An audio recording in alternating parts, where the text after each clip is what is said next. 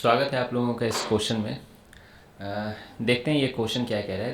कह रहा है question, the friction coefficient between the two blocks is mu but the floor is smooth. तो इन दोनों के बीच कोफिशिएंट ऑफ फ्रिक्शन म्यू है लेकिन फ्लोर स्मूथ है, यानी यहाँ पे कोफिशिएंट ऑफ फ्रिक्शन जीरो है।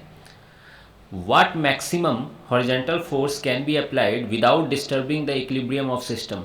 मतलब ये फोर्स कितना मैक्सिमम लग सकता है कि इक्विलिब्रियम इस सिस्टम की भंग ना हो।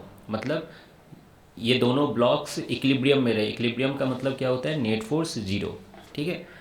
तो मैंने यहाँ पे फ्री बॉडी डायग्राम बना के रखी हुई है। ये फोर्स F लग रहा है, पीछे टेंशन T लग रहा है।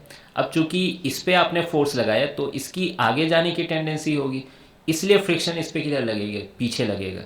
और इस वाले ब्लॉक पे फ्रिक्शन आगे क्यों लगा? एक्शन का रिएक्शन है ना, इस पे पीछे लगेगी तो इस पे आगे लगेगी। इक्वल एंड अपोजिट फोर्स है ना। और टेंशन यहाँ पे चूंकि रस्सी से कनेक्टेड है तो टेंशन यहाँ लगेगी और यहाँ पर भी टेंशन लगेगी। अब दोनों बॉडी इक्विलिब्रियम में है, नेट फोर्स जीरो है। नेट फोर्स जीरो है। तो बताइए इस डायरेक्शन में क्या लिखोगे आप, है ना? आगे का फोर्स इक्वल टू पीछे का फोर्स, यानी T plus F equal to capital F। ये पहला इक्वेशन। ठीक है। और वाई डायरेक्शन में अगर लिखना चाहो तो फिर वो तो साफ दिख रहा है, N इक्वल टू mg होगा। कोई दिक्कत इसमें? क्यों मैं n यहाँ पे निकालूँ? क्योंकि मैक्सिमम फ्रिक्शन म्यू एन लिखने में इसका सहयोग आएगा अभी। ठीक है। फिर उसी तरीके से इस वाले ब्लॉक के लिए अगर आप लिखो तो इसमें तो आगे एक फोर्स लग रहा है और एक पीछे फोर्स लग रहा है, तो T इक्वल टू एफ होगा। तो ये तीन इक्वेशन है। आ रही बात समझ में? अब देखिए मैं चाहूँ तो डायरेक्ट यहाँ f की वैल्यू म्यू एन लिख दूंगा। आप वही करना, f की वैल्यू म्यू एन लिखना, n की वैल्यू mg, और फिर इस इक्वेशन को सॉल्व कर देना, आपको कैपिटल F की आंसर मिल जाएगी।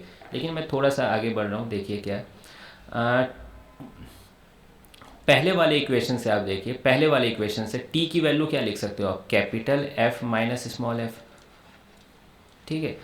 तो ये इधर चला जाएगा तो 2f हो जाएगा। तो f की वैल्यू क्या हो गई? f/2। तो ये स्टैटिक फ्रिक्शन है ना? ये स्टैटिक फ्रिक्शन है। और आप जानते हो कि ये स्टैटिक फ्रिक्शन है, इतनी चाहिए। लेकिन स्टैटिक फ्रिक्शन तो कुछ भी नहीं लग सकती है, वो मैक्सिमम फ्रिक्शन से क्या लगेगी? कम ही लगेगी। मैक्सिमम फ्रिक्शन मतलब mu S into N. Clear है ये चीज़?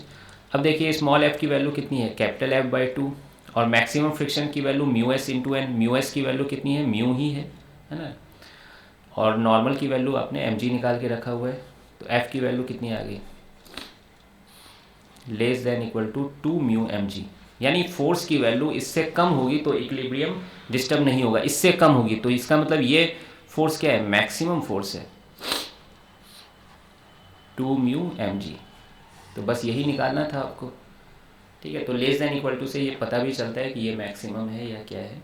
बाकी आप लॉजिक से भी सोच सकते थे। दूसरा पार्ट है, suppose the horizontal force applied. मान लीजिए कि ये जो हॉरिजॉन्टल फोर्स अप्लाई हुआ वो डबल है जो आपने पार्ट ए में निकाला, इससे डबल फोर्स लग रही है। तो अब तो ये इक्विलिब्रियम में नहीं रहेगी, तो ये लोग एक्सीलरेट करने लगेंगे। तो पूछा गया find the acceleration of two masses, है ना? अब देखिए यही फिर से एबीडी बना दिया मैंने, है ना? ये इस डायरेक्शन में एक्सीलरेट करेगा और ये इस डायरेक्शन में एक्सीलरेट करेगा। क्लियर है ये चीज़? तो ये फोर्स की वैल्यू क्या दी गई है? 2 टाइम्स है पुराने वाले फोर्स। तो पुराना वाला फोर्स 2 μg था, तो ये कितना हो जाएगा? 4 μmg, है ना? 2 μmg था तो 4 μmg हो जाएगा। बाकी आप फ्री बॉडी डायग्राम एकदम पुराने जैसा ही है, आप समझ रहे हो। बस यहाँ पे अब फर्क क्या है, ये फ्रिक्शन जो लगेगी अब वो काइनेटिक फ्रिक्शन लगेगी। क्या लगेगी? काइनेटिक फ्रिक्शन लगेगी, जो कि किसके बराबर होती है? म्यू के इंटू एन। बट अफसोस म्यू के और म्यू एस अलग नहीं दिया गया है, तो हम लोग तो वही मान लेंगे, म्यू सेम मान लेंगे। तो ये क्या हो जाएगी? म्यू इंटू एन हो जाएगी। और एन की वैल्यू कितनी है? mg है, तो म्यू mg हो जाएगी। उसी तरह से ये भी क्या हो जाएगी? म्यू mg हो जाएगी। अब हमें बस एक ही काम करना है, net force equal to mass into acceleration लिखना है दोनों वाले ब्लॉक के लिए। तो सबसे पहले ऊपर वाले ब्लॉक के लिए लिख रहा हूँ मैं। आगे के डायरेक्शन में फोर्स F लग रहा है, पीछे T लग रही है और पीछे म्यू mg लग रही है।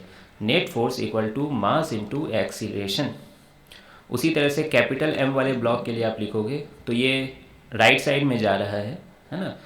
नहीं, ये लेफ़्ट साइड में जाएगा तो ये रस्सी का कांस्टेंट इसको राइट साइड में ले जाएगा। आप समझ रहे हो?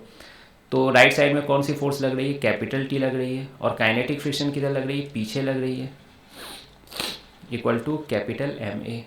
अब इन दोनों को आप जोड़ दीजिए, -T और +T कट गया।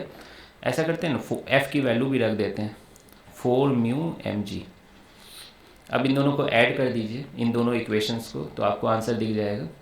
Minus T plus T cut जाएंगे, 4 mu M G minus minus ये 2 है तो 2 म्यू एम जी हो जाएगा। और यहाँ पे एक्सीलरेशन कॉमन ले लीजिए तो ये ब्रैकेट में आ जाएगा। और ए की वैल्यू कितनी आ गई, 2 mu M G divided by small M plus capital M. तो ये रहा आपका आंसर। तो आई होप कि आपको बहुत बेसिक तरीके से ये सॉल्व किया हूँ मैं, है ना। तो आई होप कि आपको समझ में आया होगा। मिलते हैं फिर नेक्स्ट वीडियो में। इसी टाइप का क्वेश्चन है, बस थोड़ा सा उसमें एलिवेटर में रख दिया गया है तो इंटरेस्टिंग बन जाएगा।